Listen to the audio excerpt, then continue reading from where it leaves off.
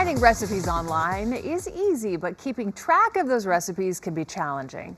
This guy, Rich Jamuro, compares the best recipe-saving apps in today's Rich on Tech. Good morning. Hey, good morning to you guys. So many recipes out there. Tough to keep track of all of them, myself included, but I think I found a way. How many times have you found a great recipe online? You think to yourself, now where do I save this? So today I'm taking a look at several apps that can help you organize and save your digital recipe collection.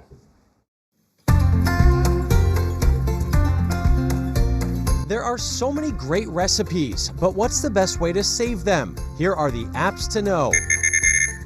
Mela keeps it clean and simple. Use the in-app browser to find a recipe, then save the details to your collection. It was able to parse a Food Network recipe, but not one from Instagram. The app does a nice job of keeping things organized. You can save 10 recipes for free or pay $5 for more. Mela works with iOS and Mac only. Recipe Keeper works on various devices, but each app is sold separately. You can save 20 recipes for free, scan from a PDF, photo, or import from a website. I like how you can adjust serving size on the fly and pin favorites to the home screen. It works with Instagram recipes too.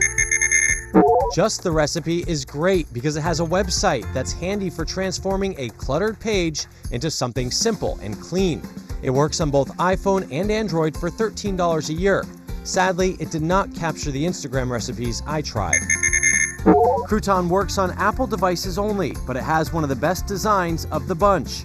Import from camera, image, text, or a URL. I love how it puts the directions in easy-to-follow step-by-step screens. Save some recipes for free. Upgrades start at $15. Finally, Umami has that special something.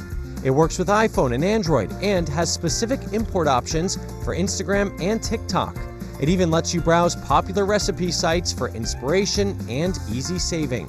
It's $10 a year or $20 lifetime, all devices included. There's an extension to save from your computer, and you can export all of your recipes as a book.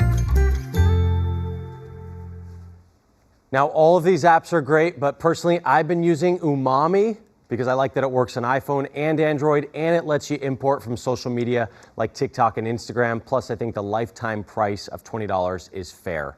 If you want a link to any of these apps, go to my website. It is richontech.tv.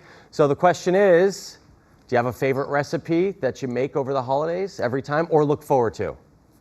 You know, not anything specific. I tend to look for Christmas cookie recipes all season. My mom, who is unable to do it these days, used to make, and I know this is really old-fashioned, ambrosia. Oh, so I'm kind of looking for an ambrosia recipe that mimics what she used to do. Okay. So, yeah. The marshmallows? Yeah, exactly. Yeah. Henry? String beans.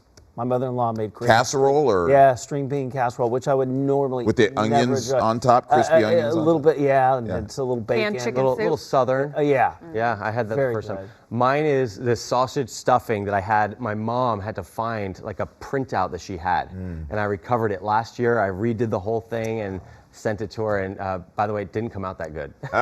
Yours didn't. Mine didn't. I was like, what did I do different wrong? when So Mom this year I'm makes going to it. try again. Yeah. Try again. Does she cook it in the bird? No, we do not. Specifically, she was very Specific about that. Some people don't believe in that because they worry about certain contaminations and stuff like that. Those are the same people that tell you not to eat the brownie mix. You mean cookie dough? Or even the Both. brownie mix. You know, you mix Raw up the cookie brownie dough. mix, and then I always tell Lisa, I'll clean it, and then I'm like, and she's like, you know, there's raw eggs in there. You're going to get sick. I said, been doing it for 55 years. Haven't been sick once. Only takes one time, Well, and you'll never do it again. By the Think way, about all the days of happiness I've had. to your point, my mom used to always cook the stuffing in the bird. It's so funny. My mom, sort of a germaphobe, I guess. I mean, I get it. I totally get it. But like you know, somehow no we wrong survived. Listen, it's good for your gut, and you know what? You need to build up a little tolerance. So, you know, a little salmonella. I'm joking. Well, I'm glad this devolved. Yeah, exactly. Exactly. Anyway, though, awesome tips there, especially with the holidays coming up, because these recipes, you know, you'll find something, something will pop up, and then it's just so frustrating because you have to read through a bunch of other stuff before you get there. But all right, Rich, thank you.